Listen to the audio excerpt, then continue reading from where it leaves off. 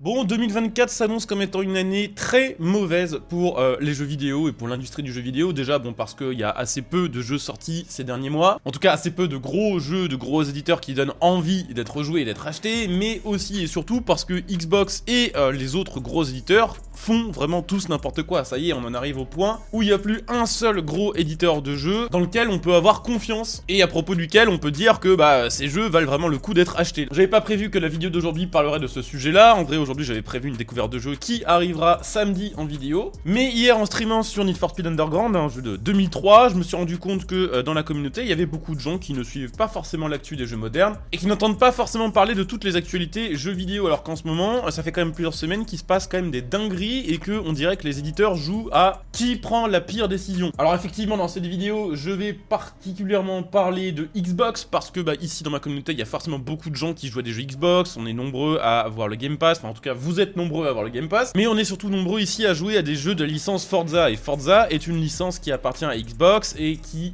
est une exclusivité Microsoft, hein. C'est que PC et Xbox Series, Xbox One, Xbox 360. Mais ce qu'on va reprocher aujourd'hui un petit peu à Xbox, c'est-à-dire de prendre des décisions qui clairement vont à l'encontre des joueurs, hein, et qui vont vraiment par contre dans le sens des investisseurs, on peut le reprocher à des tas de gros éditeurs en réalité. Si on regarde Electronic Arts, ça fait quand même plusieurs années qu'ils n'ont pas sorti un jeu suffisamment intéressant pour que Day One ce ne soit pas la Bérésina. Pour nous, fans de jeux de course, on entendait quand même pas mal d'EA Games, puisque ils avaient racheté les studios Codemasters spécialisés sur les jeux de course, Codemasters qui développait Project Cars 4 et Dirt Rally 3. Au final, quand ça a été racheté par EA Games, le premier truc qu'ils ont fait, c'est arrêter le développement de Project Cars 4 et de Dirt Rally 3 pour supprimer sa licence, ce qui nous a bien cassé les couilles quand même, hein. Si vous étiez fan de ce genre de jeu, vous l'aviez dans le fiac. Mais bon, ils ont pas fait que ça, ils ont fait Battlefield 2042 qui a été misérable, je compte pas le nombre de puteries qu'il y a eu sur les derniers FIFA, le dernier Need for Speed qui est une purge, le dernier WRC qui est bof. Du côté d'Ubisoft, c'est assez compliqué aussi. On a quand même eu Skull and Bones qui est sorti et qui était extrêmement décevant. Alors moi personnellement je l'ai bien aimé, mais de là à dire que c'est un quadruple A et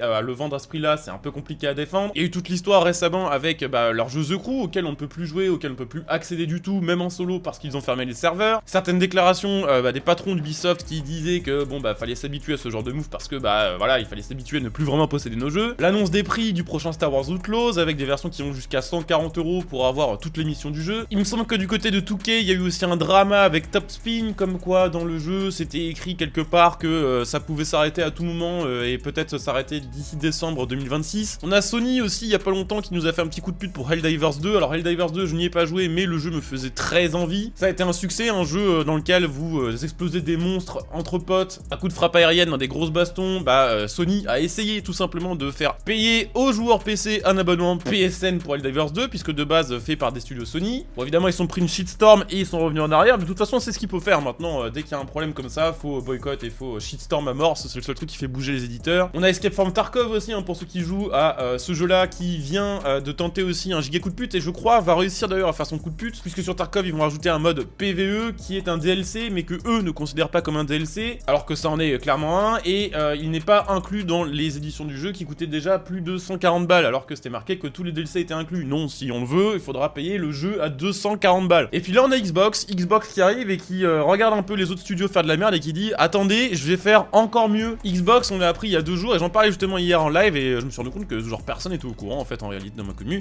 Ils viennent de fermer 4 studios de jeux. 4 studios de jeux qui produisaient des jeux qui en vrai étaient des bons jeux et qui n'étaient pas non plus de gros échecs commerciaux. Alors il y en a eu dans le tas évidemment, mais Xbox les a fermés parce que c'était pas assez rentable. Dans les studios fermés, il y a évidemment Arkane Austin, hein, c'est ceux qui ont réalisé Prey par exemple, qui ont fait les Dishonored, qui ont fait certains jeux de la série Wolfenstein, qui ont fait aussi Redfall. Alors Redfall ça a été un four mais c'est explicable pour plein de raisons. Déjà la raison numéro 1 c'est que personne ne rêvait de jouer à ce jeu là tout simplement, le pitch faisait pas forcément rêver et ce qu'il faut savoir c'est que le jeu Redfall était en développement avant que le studio soit racheté par Xbox. C'est Xbox qui a décidé de faire une communication monstrueuse autour de Redfall pour au final qu'il y ait 10 joueurs simultanés sur Steam un an après sa sortie quoi, hein, c'est assez grave. Mais bon, ils ont fait plein de projets très cool, ils venaient d'être achetés par Xbox et au final Xbox a décidé que c'était fini, hein, c'était ciao pour Arkane Austin. Là où c'est un peu triste c'est que Arkane Austin venait d'annoncer que ils allaient développer un nouveau jeu qui ressemblait à Dishonored.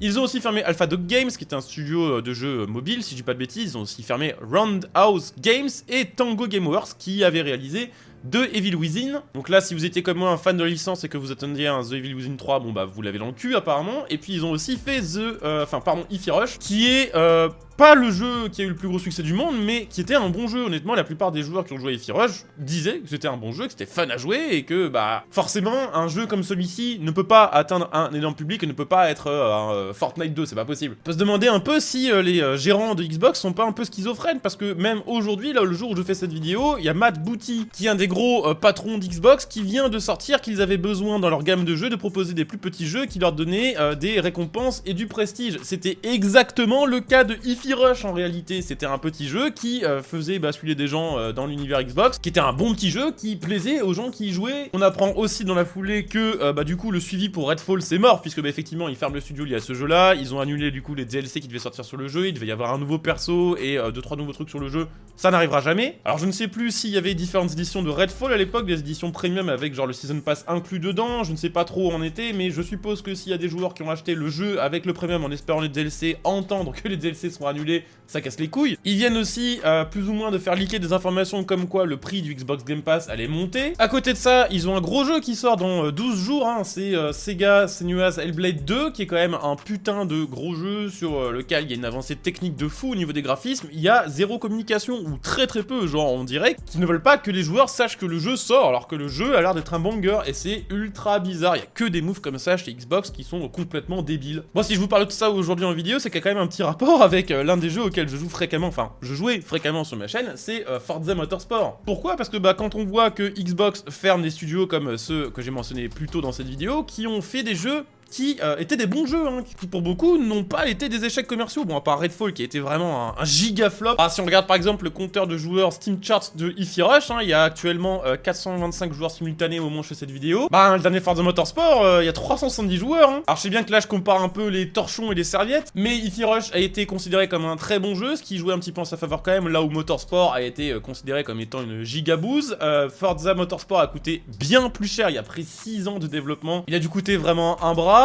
C'est pas impossible que Xbox décide que c'est ciao Forza Motorsport parce que le dernier a coûté trop cher à produire et n'a pas rapporté grand chose, hein, ou décide de fermer Turn 10 et peut-être de lancer la licence à quelqu'un d'autre. D'ailleurs, je rappelle qu'aujourd'hui, normalement, est censé commencer la nouvelle saison de Forza Motorsport, la saison 8, et que on n'a aucune nouvelle de cette saison. C'est-à-dire que d'habitude, on a un petit communiqué de presse, une petite chose à lire, une petite pastille qui nous indique les nouveautés de la mise à jour. Là, on a que dalle et il est 10h du matin au moment où je fais cette vidéo. Normalement, la mise à jour, elle est censée être arrivée déjà depuis 10h, c'est-à-dire qu'on est censé pouvoir jouer au jeu avec la saison 8 depuis minuit cette nuit. Il n'y a plus aucune communication autour de ce jeu-là, on dirait que ça y est, Xbox, ils ont jeté l'éponge, ils se sont dit de toute façon le jeu il est flopeste, ils arriveront jamais à le refaire vivre, donc autant l'abandonner maintenant. Je dis pas que la mise à jour 8 va jamais arriver, je dis juste que là il y a tellement plus de communication sur un jeu qui est quand même pourtant un jeu d'une licence majeure de Xbox que ça fait peur, en fait ça fait peur. Donc voilà, c'est pas une vidéo extrêmement objective, c'est forcément assez subjectif parce que bah, les jeux Xbox, ça fait quand même longtemps que j'y joue, parce que bah, c'était un éditeur dans lequel je croyais encore beaucoup ces dernières années. Je me rappelle de certaines conférences de l'E3 où je m'étais dit putain, Xbox c'est vraiment eux qui ont fait la meilleure conférence. Là franchement c'est chaud. Depuis que le Game Pass est arrivé, Xbox a vraiment changé, qu'on le veuille ou pas, ça fait vraiment des années qu'on en parle ici. Depuis que le Game Pass est arrivé, donc aux alentours de l'année 2018, les jeux Xbox ont vraiment perdu en qualité, c'est absolument visible. Je sais pas vraiment comment ça marche derrière le rideau, je sais pas comment sont rétribués les studios de jeux vidéo qui proposent leurs jeux via le Game Pass, comment fait Xbox pour bah, tout simplement dire bah il y a eu tel ou tel nombre de joueurs qui ont pris le Game Pass pour jouer à ce jeu, du coup on vous donne telle ou telle somme. Mais ça se voit que les studios doivent faire de plus en plus de choses avec de moins en moins de budget, doivent tenir de plus en plus longtemps pour continuer à vendre de l'abonnement Game Pass sur des jeux services, quitte à retirer volontairement des contenus du jeu de base. Ça franchement avec le dernier Forza Motorsport c'est obvious, il y a 200 voitures manquantes, il y a tellement de circuits manquants qui reviennent petit à petit, mais on sait bien qu'ils ont été retirés du jeu volontairement et on sait bien que bah s'ils arrivent mois après mois, c'est pour que les gens continuent de payer du Game Pass pour continuer de jouer au jeu. La plupart des jeux Xbox maintenant sortent vraiment pas finis, il y a énormément de bugs, il y a beaucoup de choses qui ne fonctionnent pas, il y a carrément des fonctionnalités qui sont manquantes. Le Game Pass, mine de rien, c'est un truc qui est en train de tuer l'industrie du jeu vidéo. Et le pire, c'est qu'il y a toujours des gens qui vont arriver en commentaire et dire ouais mais non, le Game Pass c'est trop bien parce que au lieu de payer mes jeux 70 €, je les paye